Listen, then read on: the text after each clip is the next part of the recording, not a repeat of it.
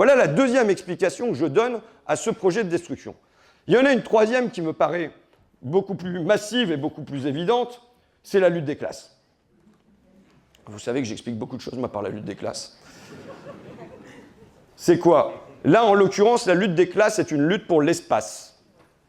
Ça se traduit dans la place que vont pouvoir occuper les habitants. Que se passe-t-il? On a là une poche d'habitat populaire, sans doute parce qu'elle était un peu reculée du centre-ville. Donc, on l'avait peuplée de travailleurs à l'époque. Et aujourd'hui, la ville grandit, donc c'est réintégré dans la ville. En 1993, une station de métro ouvre, qui fait qu'auparavant, il fallait prendre le bus 148 qui mettait 1h30 pour rejoindre le centre-ville, et aujourd'hui, on est à 10 minutes du centre-ville. Il y a là un lac, il y a là un château, il y a là un parc.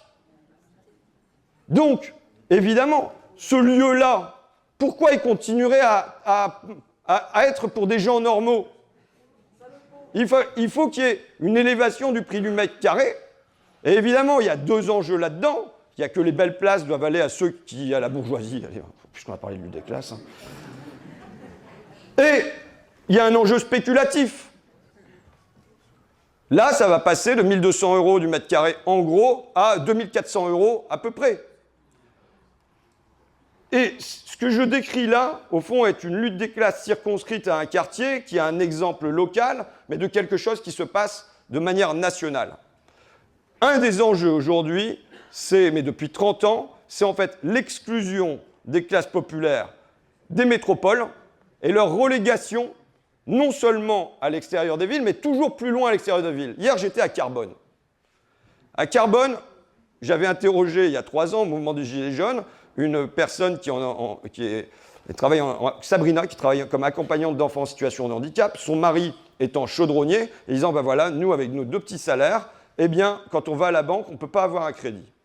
Là, donc, elle était là hier au meeting, je reprends ses nouvelles 3 années après, elle dit, si, c'est bon, on a eu un crédit, on a pu acheter la maison, mais on n'a pas pu l'acheter à Carbone, parce que c'est trop cher du mètre carré, on l'a acheté dans un village à 15 km de là. Ça veut dire qu'elle se retrouve, Carbone, c'est quoi, une demi-heure de Toulouse, hein? Donc ça se retrouve à 3/4 d'heure de Toulouse.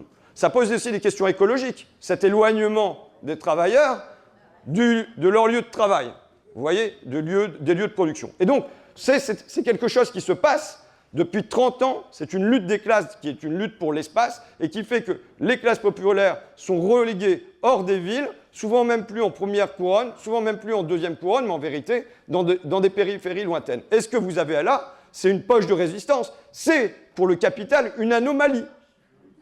Et donc, cette anomalie, eh ben, il s'agit de rendre ça au marché, à la main invisible du marché, qui va faire que ce beau territoire iront pour des gens qui en ont les moyens.